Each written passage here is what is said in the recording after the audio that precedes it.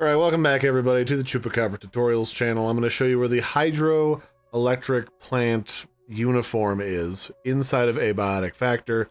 And obviously the first thing you need to do is head to the hydroelectric dam, and you'll want to go down to the area where the two scientists are bantering on top of the submarine by going down this ramp towards the main entrance that goes down. From here you'll want to have a scuba suit, and you want to go past the submarine and past the little break room that's over here into this little side kind of crawl space where there is a turbine that is turned off that goes down underwater. You want to go through there into the next hallway, and then you can go up into a set of air ducts in the ceiling, and here, along with a free zombie, is your hydroelectric plant outfit. So enjoy. The hydroplant gear is now all yours.